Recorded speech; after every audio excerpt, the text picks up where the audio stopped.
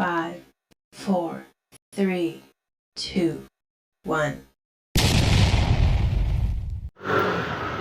So ayun mga boss, mga paps, no. So dito pa tayo sa Pampanga. Kinabukasan na to. So ito yung huli kong gagawin. So gagawin ko dito knuckle bearing, palit, FI cleaning, CVT. Let's go. Update ko kayo pag matapos to. After nito, uwi na.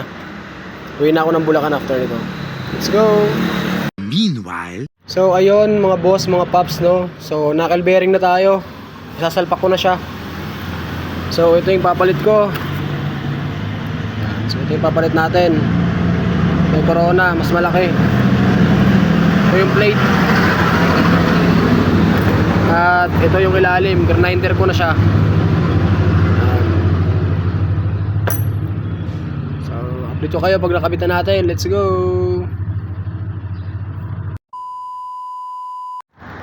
So ayun mga boss, mga paps, no.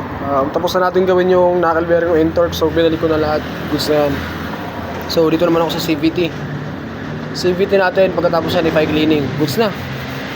Let's go. So ayun mga boss, mga paps, no. Ang dumi ng panggilid. So first time tumabaklas. So ayan, ang dumi. So ayan. Kinalas ko na lahat. So wala na yung slider face, wala na. Maluwag na. Bola wala na, puro kanto. So napalitan natin ng bagong brand. Ito sa salpak natin. Straight 16. Let's go. 1 hour later. So ayun mga boss, mga paps, tapos na natin gawin yung N-torque ni Sir Edward, tama?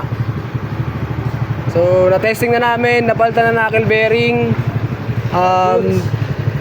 CVT, palitan ko ng flyball, straight 16. Tapos FI cleaning, throttle body, tsaka retune RPM. So ayan siya. Na-reset na rin yung ECU niyan, all goods na siya.